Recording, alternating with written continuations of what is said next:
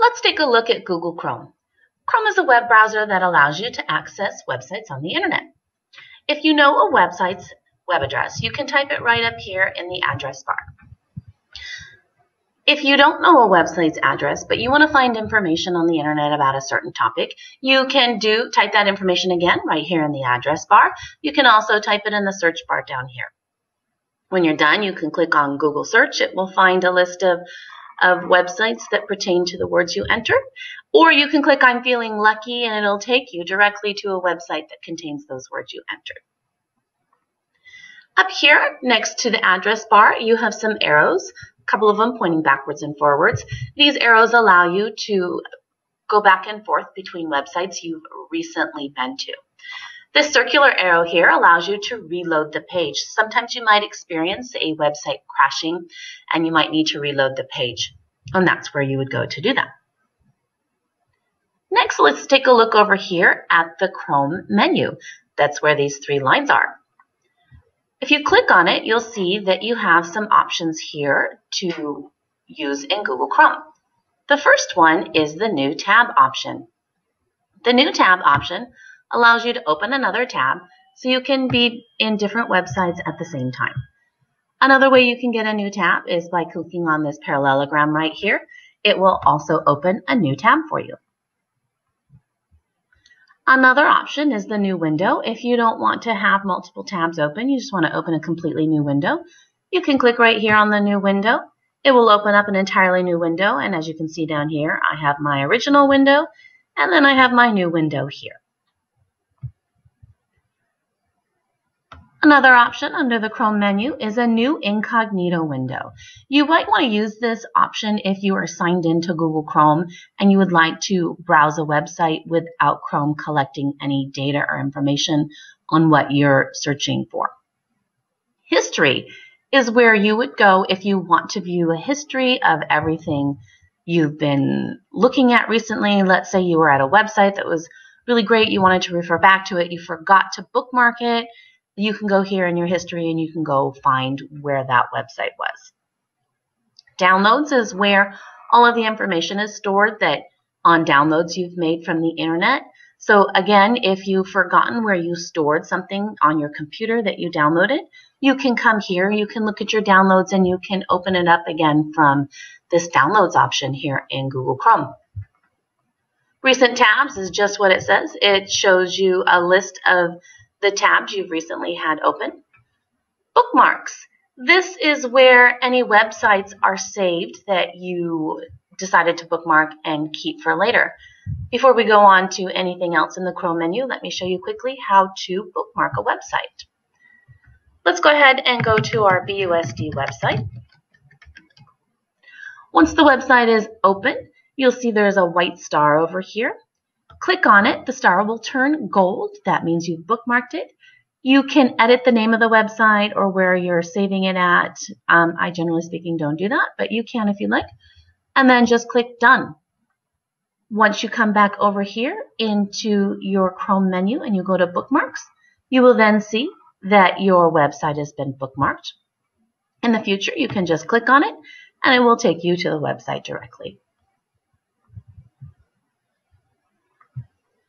Next, we have a zoom function. I find this particularly helpful if I'm looking at a website with my students and some of the students in the back can't see very well. You can zoom in and out and make it larger. That way students in the back can see a little bit better. This is especially useful if you have students, you want them to go to a particular website that is, the URL is very small. You can zoom in and out. Here is print. This is where you would go if you would like to actually print the web page that you're on. You can print it from here.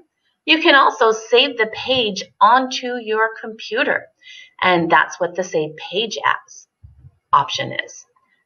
Find is an option that I find useful when you are searching. You search for certain words on Google Chrome, and it takes you to a web page that has a lot of text and reading and a lot of information. It might have more information than what you want. So what you can do is once you're on that web page, you can click on Find. Let me show you real fast. Let me go to a web page. Let's say I want to know about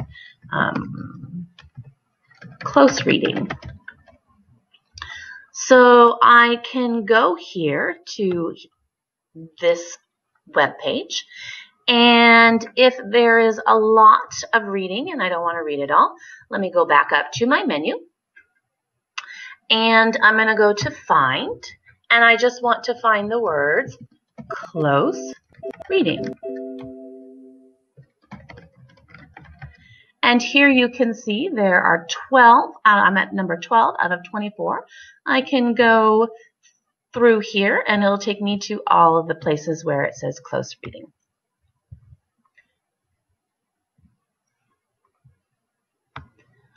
Another option is here we have more tools. You probably won't be using too much here because most of this is aimed towards website developers and people who are building apps and extensions. So you won't be using this too much.